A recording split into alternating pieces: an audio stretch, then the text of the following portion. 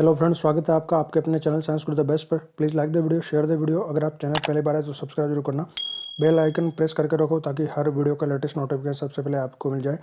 आज हमारी क्लास है अंतःस्रावी ग्रंथियां एवं इनसे संबंधित महत्वपूर्ण प्रश्न, endocrine gland and important questions related to endocrine glands. यहाँ हम अंतःस्रावी ग्रंथियों और उनसे संबंधित जो महत्वपूर्ण प्रश्न है जो विभिन्न कम्पिटिटिव एग्जाम्स में आए और जी के आगे आने के सबसे ज़्यादा चांसेस है, ऐसे क्वेश्चंस लेकर आया हूँ और डिटेल में हम ये क्लास करेंगे। एनसीईआरटी क्लास 10th और 12th का मैटर है इसमें, और ये सभी कम्पिटिटिव एग्जाम्स के लिए इंपॉर्टेंट होने वाली क्लास, जिनमें जनरल साइंस में ये टॉपिक है अंतःस्रावी ग्रंथियाँ। तो वीडियो पूरा देखना, स्किप नहीं करना है। क्लास की पीडीएफ का लिंक डिस्क्रिप्शन है, वहाँ से पीडीएफ ले सकते हैं। इस क्लास में हम कौन कौन से टॉपिक की पर बात पढ़ेंगे। सबसे पहले हम पढ़ेंगे जंतु हार्मोन्स क्या होते हैं, इनकी परिभाषा क्या है, हार्मोन की डेफिनेशंस यानी परिभाषा पढ़ेंगे, हार्मोन की विशेषताएं, अंतःस्रावी ग्रंथियां एंडोक्राइन ग्लैंड्स इनके डेफिनेशन कौन कौन सी है वो पढ़ेंगे। मानव में कौन कौन सी अंतःस्रावी ग्रंथियां पाई जाती है, इनका डायग्राम्स के थ्रू इनकी लोकेशन जानेंगे। और अंतःस्रावी ग्रंथियों के प्रकार कौन कौन से है, इसमें हम थायराइड ग्लैंड, पीयूष ग्रंथि, अधिवृक्क, एड्रिनल, अग्नाशय ग्रंथि, वृषण और अंडाशय ग्रंथि, हाइपोथैलेमस, पीनियल और थाइमस ग्रंथि, इनकी बात करेंगे। साथ में हम अंतःस्रावी ग्रंथि और बहिःस्रावी ग्रंथियों में क्या अंतर है वो भी बात करेंगे, इन दोनों में क्या डिफरेंस है, और जंतुओं में नियंत्रण और समन्वय के लिए हार्मोन की क्रियाविधि क्या है, मैकेनिज्म क्या है, और questions, important questions related to endocrine glands, ये सारे टॉपिक इस वीडियो में कवर करने वाले हैं। तो चलो शुरू करते हैं आज की क्लास। सबसे पहले बात करते हैं जंतु हार्मोन। जंतुओं में रासायनिक समन्वय हार्मोन के द्वारा होता है और ये हार्मोन ग्रंथियों के द्वारा स्रावित होते हैं और रक्त के साथ मिलकर शरीर के सभी भागों तक पहुंचते हैं। तो जो रासायनिक समन्वय का काम होता है वो हार्मोन के द्वारा होता है और ग्रंथियों के द्वारा हार्मोन स्रावित होते हैं और रक्त के साथ मिलकर पूरे शरीर में सभी भागों तक ये पहुंचते हैं।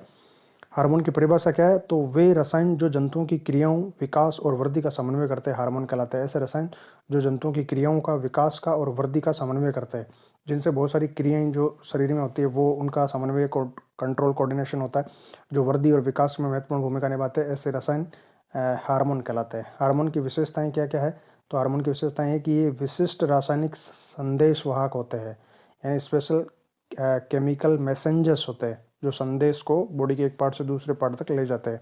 हार्मोन का स्राव अंतःस्रावी ग्रंथियों से होता है और ये सीधे ही रक्त में मिलकर शरीर के विभिन्न अंगों तक पहुंचते हैं, क्योंकि अंतःस्रावी ग्रंथियों के द्वारा स्रावित होते हैं और वो डक्टलेस होती है यानी नलिकाविहीन होती है, तो सीधे ही ये हार्मोन रक्त में पहुंचते हैं और रक्त से पूरे शरीर में पहुंचते हैं। वहाँ से जो इनके टारगेटेड ऑर्गन है वहाँ पर इनकी क्रियाविधि होती है। हार्मोन विशेष ऊतक या अंग पर क्रिया करते हैं जिसे लक्ष्य अंग या टारगेटेड ऑर्गन कहते हैं। अंतःस्रावी ग्रंथि किसे कहते हैं, तो ये वो ग्रंथियां होते हैं जो अपने हार्मोन का रक्त में स्राव करती है, वो ग्रंथियां अंतःस्रावी ग्रंथियां कहलाती है। अंतःस्रावी ग्रंथियों के प्रकार कौन कौन से हैं और डायग्राम से इनकी स्थिति कहाँ पर होती है वो हम बात करेंगे। कौन कौन सी अंतःस्रावी ग्रंथियां हैं, तो औटो ग्रंथि है जिसको थायराइड ग्लैंड कहते हैं, पीयूष पिट्यूटरी ग्लैंड, अधिवृक्क जिसको एड्रिनल ग्लैंड कहते हैं, अग्नाशय पेंक्रियास, वृषण टेस्टिस और ओवेरी अंडाशय, वृषण और अंडाशय ग्रंथि, हाइपोथैलेमस ग्लैंड और पीनियल ग्लैंड और थाइमस ग्लैंड, इनकी बात करेंगे। ये ग्रंथियां हैं जो मानव शरीर में पाई जाती है। और एक हाइपोथैलेमस। अब हम एक एक करके इन ग्रंथियों की बात करेंगे, उससे पहले हम समझते हैं इनकी लोकेशन, स्थिति कहाँ पर है, डायग्राम की सहायता से। अब हम एक एक ग्रंथि की बात करते हैं इनकी लोकेशन के हिसाब से। देखो, सबसे पहले हाइपोथैलेमस और पीनियल और पिट्यूटरी, ये तीनों मस्तिष्क में पाई जाती है। ये तीनों ग्लैंड मस्तिष्क में पाई जाती है, पीनियल, हाइपोथैलेमस और पिट्यूटरी। पिट्यूटरी मटर के दाने की जैसी होती है और अगर मस्तिष्क के पीछे वाले भाग में पाई जाती है। हाइपोथैलेमस पीयूष ग्रंथि के पास ही में, और पीनियल ग्लैंड, ये तीनों मस्तिष्क में पाई जाती है। थायराइड और पैराथायराइड ये गले में पाई जाती है, लैरिंक्स, कंठ जो होते हैं वहाँ पर ये थायराइड ग्रंथि एच के आकार की होती है और इसकी चारों पाली पर एक एक नॉब या बटन के शेप में 4 पैराथायराइड ग्रंथियाँ पाई जाती है। और थाइमस ग्रंथि ये यहाँ पर चेस्ट वाले पार्ट में पाई जाती है और ये ग्रंथि बच्चों में पाई जाती है। जैसे जैसे वयस्क हो जाता है, बड़ा हो जाता है आदमी, उम्र बढ़ने के साथ साथ धीरे धीरे कम हो जाती है और वयस्कों में अनुपस्थित होती है थाइमस ग्लैंड। इसकी बात करेंगे क्या फंक्शन है इसके। पेंक्रियाज ये मिक्स ग्लैंड होती है, मिश्रित है, जो अंतःस्रावी और बहिःस्रावी दोनों तरह की ग्रंथि है। इसके द्वारा इंसुलिन हार्मोन का स्रावन होता है और ये पेट में पाई जाती है, जो स्टोमक है आमाशय उसके जस्ट नीचे की साइड में, और गुलाबी रंग की ग्रंथि होती है ये। और एड्रिनल या दिवृक ग्रंथि जिसको कहते हैं, तो वृक्क के ऊपर यानी किडनी के ऊपर जो क्राउन जैसी या टोपी जैसी स्ट्रक्चर होती है वृक्क के ऊपर, ये एड्रिनल ग्लैंड है। एड्रीनेलिन और नॉर एड्रेनलिन हार्मोन स्रावित करती है, इनकी बात करेंगे हम आगे। और इसके बाद है टेस्टिस मेल में और ओवेरी फीमेल में। ये ग्रंथियां हैं, फीमेल में ओवेरी होती है 2 पेयर में, और मेल में टेस्टिस 2 पेयर में। ये जो मुख्य जननांग भी है और अंतःस्रावी ग्रंथियों का काम भी करता है। तो ये मानव में पाई जाने वाली प्रमुख अंतःस्रावी ग्रंथियां, उनकी स्थिति है। अब हम बात करते हैं एक एक ग्रंथि के बारे में, उसकी क्या रोल है, क्या हार्मोन है, कैसे काम करती है। सबसे पहले आउटू ग्रंथि है थायराइड ग्रंथि। आउटू या थायराइड ग्रंथि कहते हैं इसको। थायराइड हमारी गर्दन में वायु नाल के शीर्ष भाग पर स्थित होती है, और ये अल्फाबेट जो अंग्रेजी वर्णमाला का अल्फाबेट एच है, एच के आकार की द्विपालित अंतःस्रावी ग्रंथि होती है। इसमें थायरोक्सिन नामक हार्मोन, जो हार्मोन थायराइड ग्रंथि का उसका नाम थायरोक्सिन हार्मोन है, थायरोक्सिन हार्मोन निकलता है, जिसका काम आधारी उपापचय दर को बढ़ाना है। यानी इस हार्मोन का काम है आधारी उपापचय दर को बढ़ाना। इसकी कमी और अधिकता से हाइपोथायराइड और हाइपरथायराइड रोग हो जाता है। अगर इसकी कमी है तो हाइपोथायराइड, और अगर इसकी अधिकता है थायरोक्सिन हार्मोन की तो हाइपर थायराइड कंडीशन या ये बीमारियां हो जाती है, हाइपोथायराइड एंड हाइपरथायराइड। थायराइड ग्रंथि से थायरोक्सिन हार्मोन का स्रावन होता है, और इसके, अब देखो ये इंपॉर्टेंट चीज़ है, इसके कम स्रावन से बच्चों में क्रिटिनिज्म रोग और वयस्कों में मिक्सिडिया नामक रोग हो जाते हैं। तो अगर बच्चों में थायराइड की कमी से क्रिटिनिज्म नामक बीमारी होती है, और वयस्कों में अगर इसकी कमी है तो मिक्सिडिया नाम का रोग हो जाता है। और अधिकता से ग्लूनर रोग,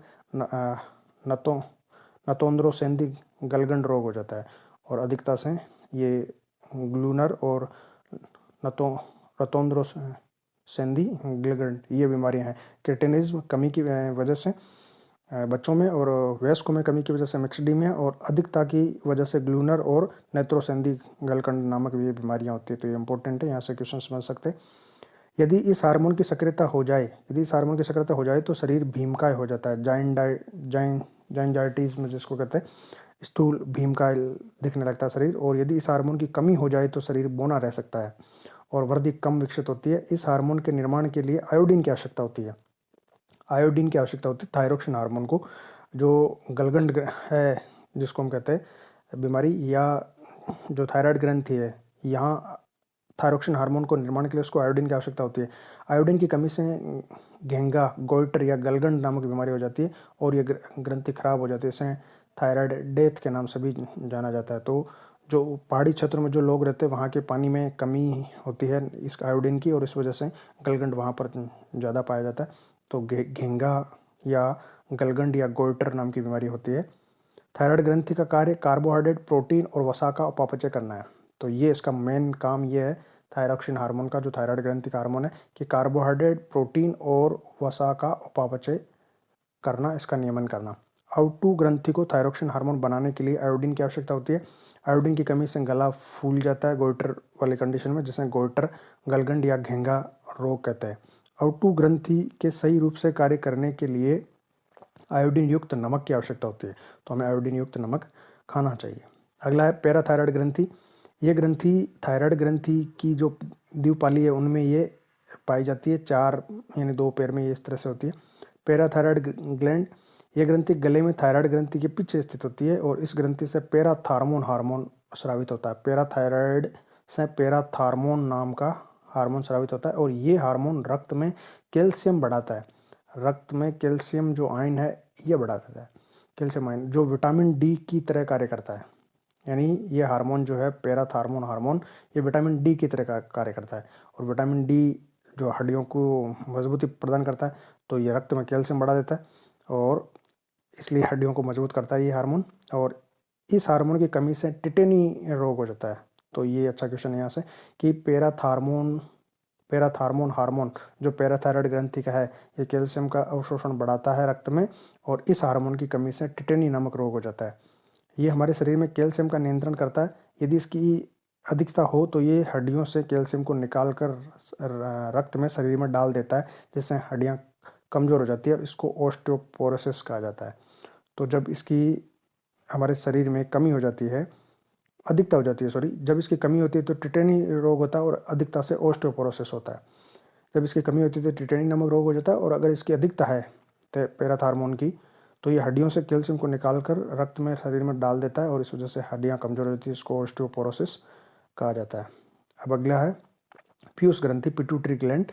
मास्टर ग्रंथि भी कहते हैं इसको, मास्टर ग्रंथि सभी ग्रंथियों का कंट्रोल करती है, इसलिए इसको मास्टर ग्रंथि कहा जाता है।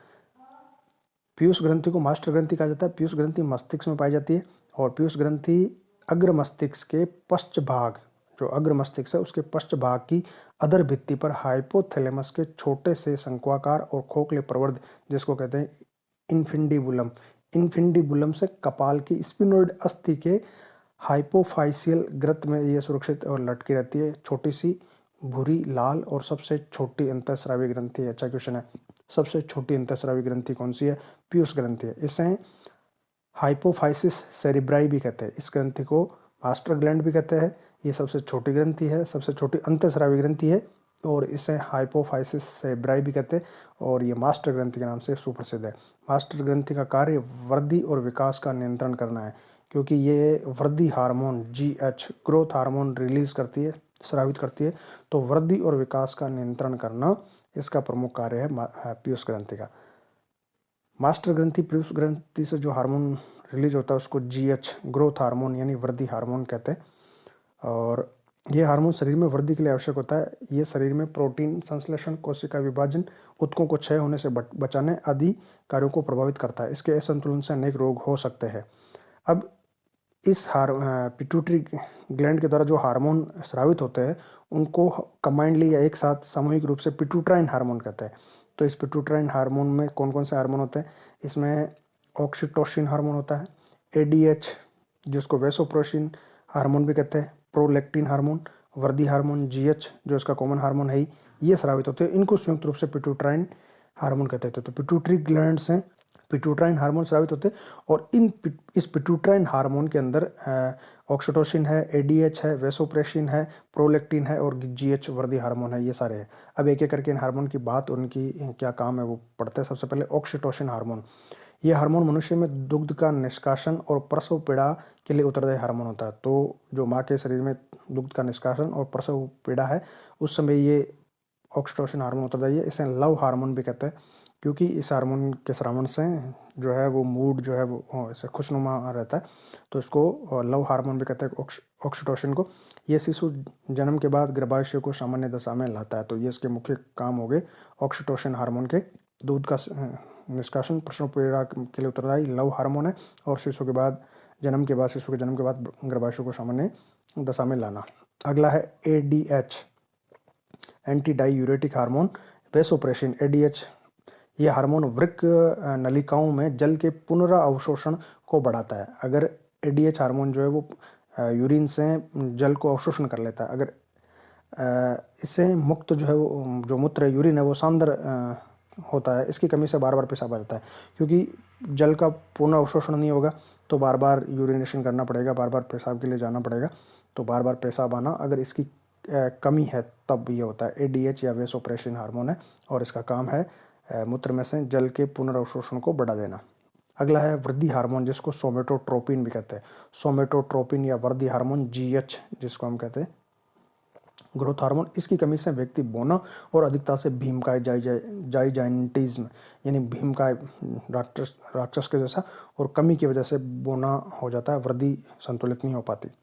अगला है प्रोलैक्टिन, PRL प्रोलैक्टिन हार्मोन या LTH या MTH ये हार्मोन कहलाता है प्रोलैक्टिन। और इसका प्रोलैक्टिन जो हार्मोन इसका मुख्य काम होता है गर्भावस्था के समय स्तनों की वृद्धि और दुग्ध के स्रावन को प्रेरित करना। प्रोलैक्टिन लैक्टोज से लैक्टीज, लैक्टोज अगर मिल्क में होती है तो वहाँ से याद रखो, यानी दुग्ध की वृद्धि के लिए, दुग्ध के स्रावन के लिए और स्तनों की वृद्धि के लिए गर्भावस्था के समय प्रोलैक्टिन हार्मोन स्रावित होता है।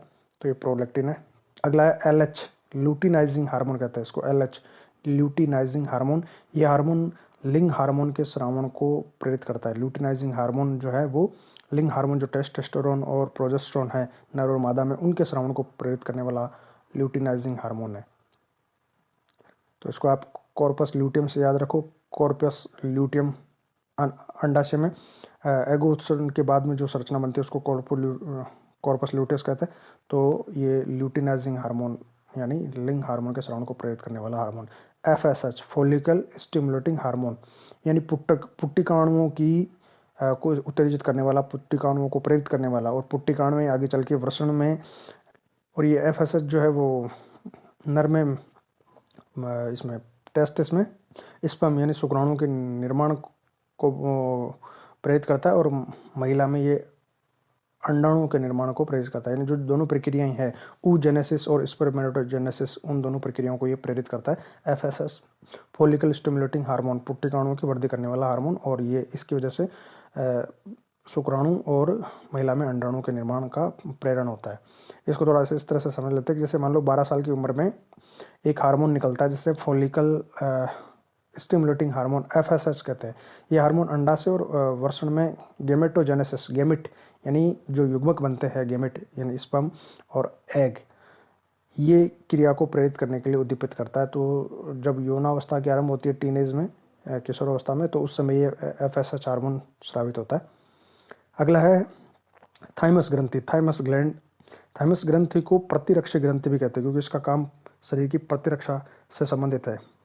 रोगों से सुरक्षा के लिए प्रतिरक्षी तंत्र का पार्ट है ये। तो थाइमस ग्रंथि को प्रतिरक्षी ग्रंथि भी कहते हैं क्योंकि थाइमोसिन हार्मोन, इससे जो हार्मोन होता है वो थाइमोसिन हार्मोन है। थाइमस है, थाइमोसिन हार्मोन है और ये हृदय के समीप पाई जाती है। ये ग्रंथि एंटीबॉडी का स्रावण करती है। एंटीबॉडी बनाने में इसका महत्वपूर्ण योगदान है थाइमस ग्रंथि का। ये ग्रंथि बचपन में बड़ी और वयस्क अवस्था में लुप्त हो जाती है, छोटी बच्चों में ज़्यादा, क्योंकि उनमें अभी एंटीबॉडी इतनी नहीं विकसित हुई है, तो प्रतिरक्षा के लिए उनको ज़्यादा जरूरत होती है। तो छोटे बच्चों में ये उपस्थित होती है और वयस्क में अनुपस्थित, लुप्त हो जाती है।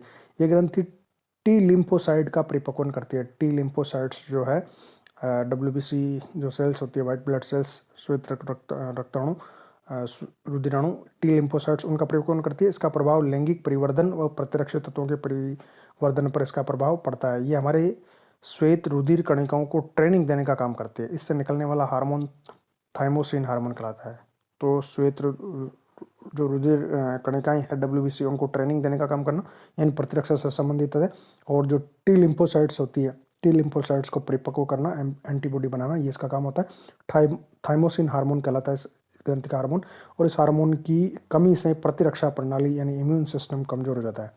अगला है अधिवृक्क ग्रंथि, एड्रिनल यानी रीनल के ऊपर है, वृक्क के ऊपर है, इसलिए इसको अधिवृक्क ग्रंथि कहा जाता है। एड्रिनल ग्लैंड कहते हैं, एड्रिनल ग्रंथि कहते हैं। और ये एड्रिनेलिन और नोर एड्रिनेलिन नामक हार्मोन स्रावित करते हैं। दो हार्मोन स्रावित होते हैं, एक एड्रिनेलिन है और एक नोर एड्रिनेलिन है। दोनों एक दूसरे के विपरीत होती है। जैसे एक एड्रिनेलिन अगर हार्ट बीट बढ़ाता है तो नोर एड्रिनेलिन हार्ट बीट को कम करेगा। इसी तरह से अगर ये BP को बढ़ाता है, ब्लड प्रेशर को, तो ये BP को नॉर्मल करेगा। तो एड्रिनेलिन और नॉर एड्रिनेलिन हार्मोन होते हैं जो शरीर को उत्तेजित करते हैं, एक्साइट करते हैं। यहाँ से क्वेश्चन बन सकता है, यानी जो शरीर में उत्तेजना उत्पन्न करते हैं। इसे संघर्ष या प्लाइन हार्मोन भी कहते हैं। जो एड्रिनेलिन हार्मोन है आपात स्थितियों से शरीर में हमें तैयार करने के लिए, जिसको FFF हार्मोन भी कहते हैं, फाइट, फियर एंड फ्लाइट। जब लड़ते हैं उस समय, और फ्लाइट यानी जब भागना होता है उस समय, और जब फियर, डर लगता है उस समय, ये FFF हार्मोन इमरजेंसी हार्मोन कहता है। तो संघर्ष या प्लाइन हार्मोन भी इसको कहते हैं, एड्रेनलिन हार्मोन को कहते हैं। जब शरीर तनाव की स्थिति में, जैसे डर, क्रोध, अपमान, पीड़ा आदि में हो, तब एड्रेनलिन हार्मोन का स्रावण होता है। आपातकालीन परिस्थितियों में यह शरीर को सामान्य अवस्था में लाने में सहायता करता है, इसलिए इसे जीवन रक्षा हार्मोन भी कहते हैं। अच्छा क्वेश्चन है, जीवन रक्षा हार्मोन, क्योंकि आपातकालीन परिस्थितियों में शरीर हमारी रक्षा करना, जीवन की रक्षा करना, इसलिए जीवन रक्षक हार्मोन, इमरजेंसी हार्मोन, आपातकालीन हार्मोन, संघर्ष हार्मोन या प्लाइन हार्मोन भी इसको कहते हैं, एड्रेनलिन हार्मोन को। इस ग्रंथि से एड्रेनलिन हार्मोन का स्रावण होता है। अधिवृक्क ग्रंथि किडनी के ऊपर पाई जाती है, इसलिए इसको नाम एड्रेनलिन रखा गया है। इस ग्रंथि का कार्य BP, ब्लड प्रेशर, हृदय की धड़कन आदि को नियंत्रण करना होता है।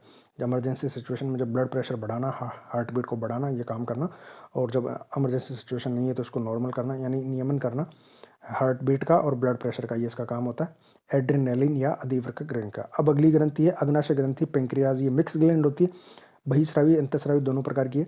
तो मानव शरीर की सबसे बड़ी मिश्रित ग्रंथि है, यानी सबसे बड़ी मिश्रित ग्रंथि। सबसे बड़ी ग्रंथि तो यकृत होती है और सबसे छोटी ग्रंथि जो है वो अंतःस्रावी ग्रंथियों की बात करें तो सबसे बड़ी अंतःस्रावी ग्रंथि थायराइड है और सबसे छोटी जो अंतःस्रावी ग्रंथि है वो पीयूष ग्रंथि है। और अगर मिश्रित ग्रंथियों की बात करें तो मिश्रित ग्रंथियों में सबसे बड़ी ग्रंथि जो है वो पेंक्रियाज है, अग्न्याशय।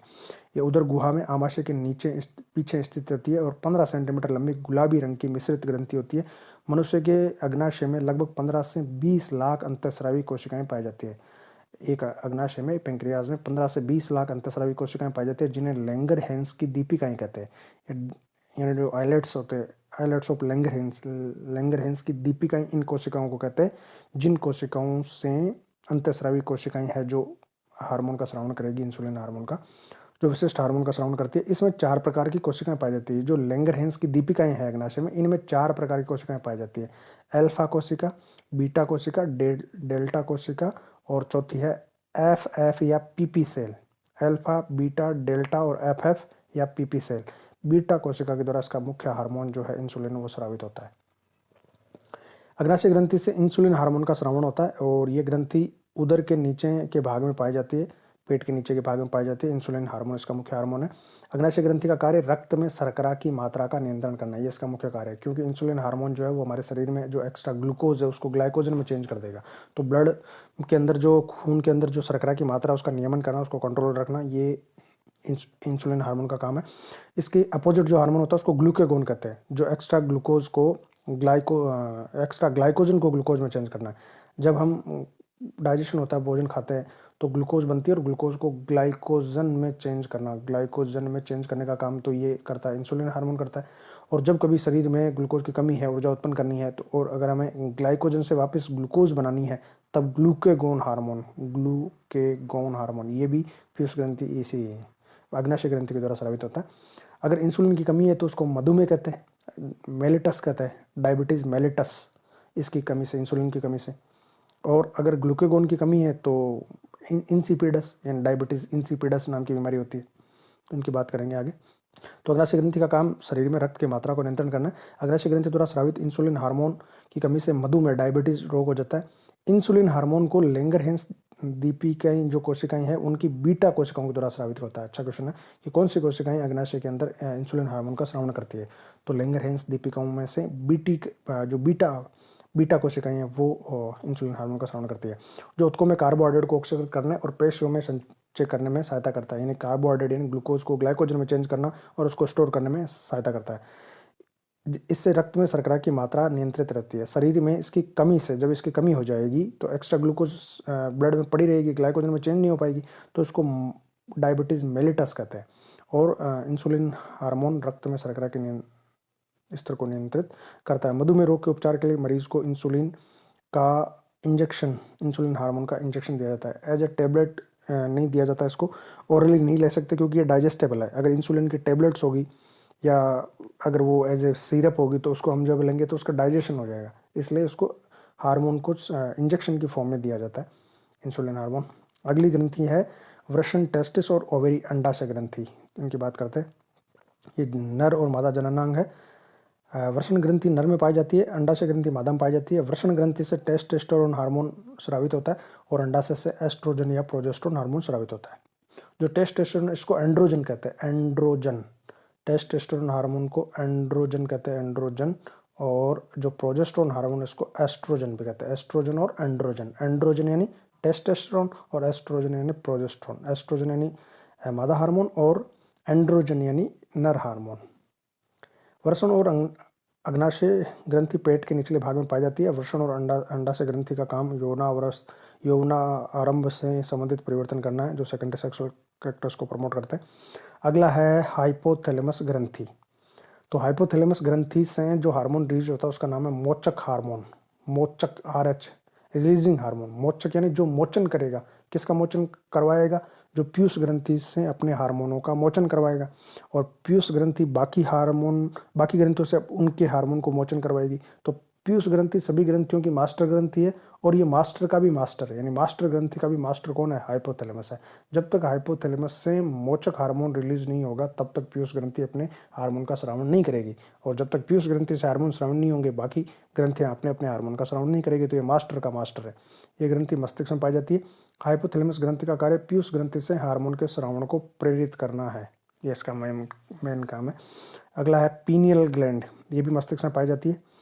ये ग्रंथि अग्र मस्तिष्क के थैलेमस भाग में स्थित होती है और इसे तीसरी आंख भी कहते हैं। अच्छा क्वेश्चन है, तीसरी आंख कहते हैं पीनियल ग्रंथि को, और ये मिलेटोनिन हार्मोन का स्रावण करते हैं। मिलेटोनिन, ये हार्मोन जो पीनियल ग्रंथि का हार्मोन है उसका नाम है मेलेटोनिन, और ये हार्मोन त्वचा के रंग को हल्का करता है, यानी त्वचा का रंग जो डार्क या लाइट कलर होता है वो मेलेटोनिन की वजह से होता है। मेलेटोनिन धूप में ज़्यादा रहने पर, धूप में काम करने वाले पे, जो ऐसे जहाँ ज़्यादा धूप रहती है उन क्षेत्रों में जो लोग होते हैं उनमें डार्क कलर की स्किन होती है, क्योंकि मेलेटोनिन ज़्यादा बनता है उनमें।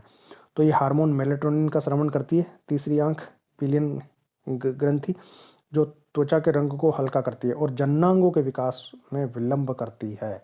जननांगों के विकास में विलंब करती है, जननांगों का लेट विकास इसमें होता है। इसे जैविक घड़ी भी कहते हैं, बायोलॉजिकल क्लॉक भी कहते हैं पीनियल ग्लैंड को। अब हम बात करते हैं अंतःस्रावी और बाह्यस्रावी ग्रंथियों में अंतर क्या है, यानी what is the difference between endocrine glands and exocrine glands. एक एक करके बात करते हैं। देखो, अंतःस्रावी ग्रंथियां, अंतःस्रावी ग्रंथियों को नलिका विहीन ग्रंथि कहा जाता है क्योंकि इनमें नली नहीं पाई जाती, सीधे अपना उत्पाद खून में छोड़ती है। जबकि जो बाह्यस्रावी ग्रंथियां हैं वो उनमें अपनी नलिका ही होती है, जैसे अश्रु ग्रंथियां, लार ग्रंथियां, इनकी अपनी एक नलिका होती है जहाँ से ये इनके जो प्रोडक्ट है वो बनते हैं, वहाँ से इनके जो टारगेट साइट है वहाँ तक लेकर आती है नलिकाओं के द्वारा। तो बाह्यस्रावी ग्रंथियां नलिका युक्त ग्रंथियां हैं और अंतःस्रावी ग्रंथियां नलिका विहीन है। सेकंड पॉइंट है, अंतःस्रावी ग्रंथियों का स्रावण रक्त के द्वारा संकेतित अंग तक पहुंच जाता है, क्योंकि इनमें नलिका ही नहीं है तो इनका जो स्रावण होता है, इसको हार्मोन कहते हैं, वो संकेतिक अंग तक रक्त के द्वारा पहुंचाया जाता है। और बाह्यस्रावी ग्रंथियों में अपना स्राव शरीर के विभिन्न भागों में नलियों से पहुंचाती है, क्योंकि इनमें नलिका पाई जाती है। तीसरा पॉइंट है कि अंतःस्रावी ग्रंथियां विशेष अंगों की वृद्धि, उचित वृद्धि और कार्यों के लिए उत्तरदायी होती है। ये जो अंतःस्रावी ग्रंथियां हैं, थायराइड ग्लैंड, पिट्यूटरी, थाइमस, अग्नाशय, इन सब का अलग अलग काम है कि या तो अंगों की उचित वृद्धि करेगी या उन अंगों के काम के लिए उत्तरदायी होती है। जबकि बाह्य जो ग्रंथियां हैं, बाह्यस्रावी ग्रंथियां हैं, ये ग्रंथियां भोजन और बाह्य पदार्थों पर कार्य करने के लिए निपुणता रखती हैं। चौथा पॉइंट है कि इनका उत्पाद हार्मोन कहता है। अंतःस्रावी ग्रंथियों का जो उत्पाद है उसको हम हार्मोन कहते हैं, जबकि जो बहिस्रावी ग्रंथियां इनके उत्पाद में पसीना, एंजाइम, बलगम, सीबम, लार आदि होते हैं। और उदाहरण की बात करें अगर हम, तो अंतःस्रावी ग्रंथियों के उदाहरण है thyroid gland, parathyroid gland, pituitary gland, अधिवृक्क adrenal gland, thymus gland, testis, ovary, pineal, hypothalamus, ये सारे अंतःस्रावी ग्रंथियों के उदाहरण है। और बाह्यस्रावी ग्रंथियों के उदाहरण की अगर हम बात करें तो ये ग्रंथियां हैं लार ग्रंथि, सलेवरी ग्लैंड्स, अग्नाशय, ये भी बाह्य और अंत दोनों है, मिश्रित होती है। और यकृत, ब्रूनर ग्रंथियां और ग्रास नली में पाई जाने वाली ग्रंथियां, ये बहिस्रावी ग्रंथियां होती है। तो ये डिफरेंस था दोनों में। अब हम बात करते हैं जंतु में नियंत्रण और समन्वय के लिए हार्मोन की क्या क्रियाविधि है। तो कि हार्मोन रक्त के द्वारा भेजा गया रासायनिक संदेश होता है और हार्मोन क्रियाविधि में सूचना धीरे धीरे गति करती है। इसे सूचना सारे शरीर में रक्त के माध्यम से प्राप्त होती है, जिससे कोई विशेष कोशिका या विशेष तंत्र या विशेष अंग प्राप्त कर लेता है उस हार्मोन को, और फिर वो उसके हिसाब से काम करता है। इसका प्रभाव काफ़ी देर तक बना रहता है। अब हम बात करते हैं important questions related to endocrine glands. कौन कौन से इंपॉर्टेंट क्वेश्चंस है जो आज तक आए हुए हैं और जो कि आगे भी आने के चांसेस है। तो पहला क्वेश्चन है, हार्मोन किसे कहते हैं। तो वे रसायन जो जंतु की क्रियाओं, विकास और वृद्धि का समन्वय करते हैं वो हार्मोन कहलाते हैं। आउटू ग्रंथि को अन्य किस नाम से जाना जाता है। तो आउटू ग्रंथि को थायराइड ग्लैंड भी कहते हैं। थायराइड ग्रंथि से कौन से हार्मोन का स्रावण होता है। तो थायराइड ग्रंथि का हार्मोन है थायरोक्सिन हार्मोन। हाइपोथैलेमस ग्रंथि से कौन सा हार्मोन स्रावित होता है। हाइपोथैलेमस से जो हार्मोन स्रावित होता है उसको कहते हैं हम रिलीजिंग हार्मोन, RH, यानी मोचक हार्मोन, जो पीयूष ग्रंथि के हार्मोन को एक्टिवेट करता है। हाइपोथैलेमस ग्रंथि कहाँ पाई जाती है। मस्तिष्क में पाई जाती है। मानव शरीर की सबसे बड़ी ग्रंथि कौन सी है। तो सबसे बड़ी ग्रंथि यकृत है। अगर सबसे बड़ी अंतःस्रावी ग्रंथि की बात करें तो थायराइड है। और सबसे छोटी अंतःस्रावी ग्रंथि की बात करें तो पीयूष ग्रंथि है। और सबसे बड़ी मिश्रित ग्रंथि की बात करें तो अग्नाशय है। अगला है अंडाशय ग्रंथि से कौन से हार्मोन का स्राव होता है? तो अंडाशय से जो हार्मोन स्राव होता है उसको हम कहते हैं एस्ट्रोजन या प्रोजेस्ट्रॉन। एस्ट्रोजन या प्रोजेस्ट्रॉन। मधुमेह डायबिटीज रोग किसे कहते हैं? मधुमेह या डायबिटीज किसे कहते हैं? तो इंसुलिन की कमी से होने वाला रोग। अग्नाशय ग्रंथि के द्वारा स्रावित इंसुलिन हार्मोन की कमी से होने वाले रोग को मधुमेह रोग कहते हैं, जिसमें रोगी के शरीर में रक्त में शर्करा की मात्रा बढ़ जाती है, ग्लूकोज का लेवल बढ़ जाता है, क्योंकि ग्लूकोज ग्लाइकोजन में बदल नहीं पाता इंसुलिन की कमी की वजह से। मधुमेह रोग के उपचार के लिए रोगी को कौन सा इंजेक्शन लगाया जाता है? तो इंसुलिन का इंजेक्शन लगाया जाता है, इंसुलिन हार्मोन का इंजेक्शन लगाया जाता है। घेंघा रोग किसे कहते हैं? तो गलगंड या घेंघा रोग, गोइटर डिजीज, थायराइड ग्रंथि के हार्मोन थायरोक्सिन की कमी की वजह से होने वाला रोग घेंघा रोग होता है। आयोडीन की कमी से थायरोक्सिन नहीं बनेगा, तो आयोडीन की कमी से होने वाले रोग को घेंघा, गोइटर, गलगंड कहते हैं। इसमें गला फूल जाता है, लटक जाता है। अगला है पीयूष ग्रंथि कहाँ पाई जाती है? तो पीयूष ग्रंथि मस्तिष्क में पाई जाती है। पीयूष ग्रंथि को अन्य किस नाम से जाना जाता है? तो मास्टर ग्लैंड के नाम से जाना जाता है। पीयूष ग्रंथि से कौन सा हार्मोन स्रावित होता है? तो मेन इसका हार्मोन जो वृद्धि हार्मोन है, जीएच। इसके अलावा इसमें एडीएच, वेसोप्रेसिन, ऑक्सीटोसिन, और जिनको एक साथ पिट्यूटाइन हार्मोन कहते हैं। अधिवृक्क ग्रंथि से कौन सा हार्मोन स्रावित होता है? तो अधिवृक्क या एड्रिनल से दो हार्मोन स्रावित होते हैं, एड्रीनेलिन और नोरेड्रेनालिन। मेन इसका हार्मोन जो एड्रीनेलिन है। अग्नाशय ग्रंथि से कौन सा हार्मोन का स्राव होता है? अग्नाशय ग्रंथि से मेन जो हार्मोन है वो इंसुलिन है। वृषण ग्रंथि से कौन सा हार्मोन? तो इसको हम कहते हैं एंड्रोजन या टेस्टोस्टेरोन। निम्न में से वह ग्रंथि कौन सी है जो शरीर को ताप स्थायी रखती है? ये बताओ, वह कौन सी ग्रंथि है जो शरीर को ताप स्थायी रखती है, यानी तापमान को स्थायी बना के रखती है? पीनियल ग्रंथि, पीयूष ग्रंथि, आउटू ग्रंथि या हाइपोथैलेमस? तो ताप नियंत्रण का केंद्र मस्तिष्क में होता है, और मस्तिष्क में मुख्य जो है वो ये हाइपोथैलेमस है। हाइपोथैलेमस ग्रंथि को हम ताप नियंत्रण वाली ग्रंथि या ताप स्थायी ग्रंथि भी कहते हैं। तो ये ताप स्थायी रखने का काम हाइपोथैलेमस का है। पीयूष ग्रंथि को मास्टर ग्रंथि कहा जाता है, और हाइपोथैलेमस ग्रंथि को पीयूष ग्रंथि का भी मास्टर, यानी मास्टर का भी मास्टर का काम करती है। मस्तिष्क का ये भाग जो हाइपोथैलेमस वाला भाग है वो तंत्रिका तंत्र और अंतःस्रावी तंत्र के प्रमुख संयोजक कोऑर्डिनेशन की भूमिका निभाता है। ये शरीर ताप, भूख, प्यास, लैंगिक आचरण और शरीर की सुरक्षा आदि का केंद्र होता है हाइपोथैलेमस। तो यहाँ से अच्छा क्वेश्चन बन सकता है। अगला क्वेश्चन इसी पे बेस्ड है कि ताप, भूख, प्यास, लैंगिक आचरण और शरीर की सुरक्षा से संबंधित जो नियंत्रण है या जो केंद्र है वो कहाँ पाए जाते हैं? हाइपोथैलेमस में पाए जाते हैं। अगला है मानव शरीर में वे नियंत्रण केंद्र कहाँ है जो भूख, पानी संतुलन और शरीर के तापमान को विनियमित करते हैं? तो ये वेंस में, मेडुला ओब्लोगेटा में, थैलेमस में, हाइपोथैलेमस में। तो ये हाइपोथैलेमस में। अगला क्वेश्चन है मानव शरीर की कौन सी ग्रंथि पीयूष ग्रंथि से हार्मोनों के रिसाव को नियंत्रण करती है? पीयूष ग्रंथि के हार्मोन के रिसाव को नियंत्रण कौन करती है? तो मास्टर का भी मास्टर कौन है? हाइपोथैलेमस। हाइपोथैलेमस ये काम करती है। इसका हार्मोन मोचक हार्मोन कहलाता है। शरीर की सबसे बड़ी अंतःस्रावी ग्रंथि निम्न में से कौन सी है? सबसे बड़ी अंतःस्रावी ग्रंथि आउटू, थायराइड, पैराथायराइड या अधिवृक्क या पिट्यूटरी? तो सही आंसर है थायराइड। सबसे बड़ी अंतःस्रावी ग्रंथि थायराइड है, सबसे छोटी पीयूष है। इंसुलिन का आविष्कार किसने किया था? इंसुलिन हार्मोन जो अग्नाशय के द्वारा स्रावित होता है, जो ग्लूकोज को ग्लाइकोजन में चेंज करता है, इस हार्मोन का आविष्कार सबसे पहले किसने किया था? एफ बेंटिंग ने, एडवर्ड जेनर ने, या रोनाल्ड रॉस ने, या एस ए वैक्समैन? सही आंसर है ए, एफ बेंटिंग। एफ बेंटिंग ने इंसुलिन का आविष्कार किया था, एफ बेंटिंग। अगला है हार्मोन के रूप में काम करने वाला प्रोटीन का उदाहरण कौन सा है? वह कौन सा प्रोटीन है जो हार्मोन का काम करता है तो प्रोटीन लेकिन हार्मोन का काम कर रहा है? ट्रिप्सिन, ऑक्सीटोसिन, केराटिन या कैसिन? तो सही आंसर है ऑक्सीटोसिन। ऑक्सीटोसिन जिसको लव हार्मोन भी कहते हैं, और ये गर्भाशय को सामान्य दशा में लाता है डिलीवरी के बाद में। तो ये हार्मोन जो ऑक्सीटोसिन हार्मोन है ये दुग्ध के स्रावण का काम करता है। ये एक प्रोटीन है, और प्रोटीन होते हुए भी ये हार्मोन का काम करता है, ऑक्सीटोसिन। ऑक्सीटोसिन स्तनपायी हार्मोन है, मैमलिया में पाया जाता है, और ये हार्मोन का काम करने वाला प्रोटीन है। ऑक्सीटोसिन हार्मोन संबंधी कार्य स्तनपान, प्रसव काल में गर्भाशय गिरवा और योनि का फैलाव, मातृत्व गुणों का विकास आदि इसके काम है ऑक्सीटोसिन हार्मोन के। तो ऑक्सीटोसिन हार्मोन जो प्रोटीन है और हार्मोन का काम करता है। अगला है मानव शरीर में कौन सी ग्रंथि ऐसी है जिसका संबंध शरीर की उत्तेजना से है? वह कौन सी ग्रंथि है जो शरीर को उत्तेजित करती है, या शरीर की उत्तेजना से संबंधित जिस ग्रंथि का है वो कौन सी है? आउटू, अग्नाशय, अधिवृक्क या पीयूष? तो सही आंसर है अधिवृक्क ग्रंथि, क्योंकि इसका हार्मोन जो है एड्रीनेलिन हार्मोन, वो शरीर को आपात स्थितियों में उत्तेजना पैदा करता है, आपात स्थितियों के लिए प्रिपेयर करता है, हार्ट बीट बढ़ाना और ब्लड प्रेशर बढ़ाना, ये सारी चीज़ें। इसीलिए इसको जीवन रक्षा हार्मोन, प्लाइन हार्मोन भी कहते हैं। एड्रीनेलिन हार्मोन तो अधिवृक्क ग्रंथि है जो जिसका शरीर की उत्तेजना से है। यह है नर लिंग हार्मोन। इनमें से कौन सा नर लिंग हार्मोन है?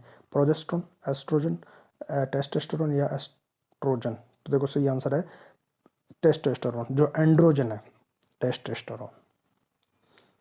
अगला है, एक थोड़ी बात करते हैं इसके बारे में। नर लिंग हार्मोन को एंड्रोजन के नाम से भी जाना जाता है।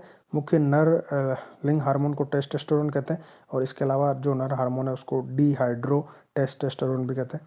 निम्न से किस हार्मोन को आपातकालीन हार्मोन कहते हैं? इमरजेंसी हार्मोन, जो शरीर को इमरजेंसी वाले सिचुएशन,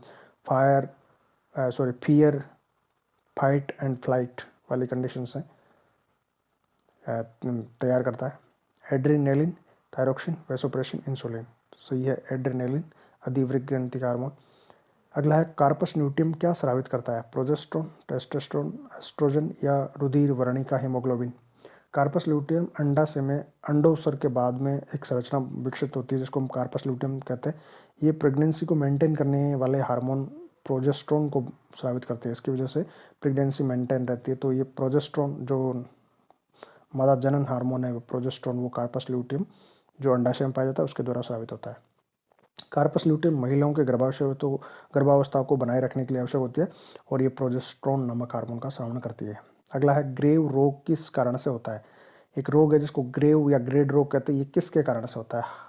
थाइमस की अति सक्रियता, थायराइड की अति सक्रियता, थाइमस की अति अल्प सक्रियता या थायराइड की अल्प सक्रियता? तो ये थायराइड ग्रंथि का हार्मोन है, और थायराइड ग्रंथि की अति सक्रियता, बहुत ज़्यादा सक्रिय होने की वजह से जो सिचुएशन होती है उसको ग्रेव रोग या ग्रेड रोग कहते हैं। ग्रेड की बीमारी थायराइड की अति सक्रियता के कारण होती है। थायराइड ग्रंथि के द्वारा जब अधिक मात्रा में थायरोक्सिन हार्मोन का स्राव होता है तब ये रोग होता है। थायराइड हार्मोन के इस अत्यधिक स्रावण को हाइपरथायरॉयडिज्म भी कहा जाता है। तो ग्रेव या ग्रेड रोग। अगला है डायबिटीज मेलिटस किस हार्मोन के कम बनने से होता है? तो ये मधुमेह, शुगर की बीमारी। डायबिटीज मेलिटस और डायबिटीज इंसिपिडस दो सिचुएशन होती है, मैंने आपको बता दी। तो जो डायबिटीज मेलिटस है वो इंसुलिन की कमी की वजह से होता है, जब ग्लूकोज ग्लाइकोजन में चेंज नहीं हो पाती तब। और जो सेकंड वाली सिचुएशन है वो बहुत कम होती है, ये मेलिटस ज़्यादा होता है। तो डायबिटीज इंसिपिडस जो सेकंड सिचुएशन है, जब ग्लाइकोजन ग्लूकोज में नहीं बदल पाता है, एक्स्ट्रा ग्लाइकोजन पड़ा रहता है, तो वो सिचुएशन कहलाती है डायबिटीज इंसिपिडस। तो किस हार्मोन के कम बनने से होता है? डायबिटीज मेलिटस इंसुलिन के कम बनने की वजह से होता है। तो ये कुछ इंपॉर्टेंट क्वेश्चंस थे अंतःस्रावी ग्रंथि और उनसे रिगार्डिंग क्वेश्चंस। अगर आपको वीडियो पसंद आया तो आप इसको लाइक कर सकते हो, अपने फ्रेंड्स के साथ में शेयर करना है, और बने रहिए इसी चैनल पर और इम्पोर्टेंट क्वेश्चंस के साथ में। कल फिर नए वीडियो के साथ में, जिसमें कुछ इंपॉर्टेंट क्वेश्चंस साइंस या राजस्थान जीके से रिलेटेड या करंट अफेयर्स पर लेकर आऊँगा। तब तक जय हिंद।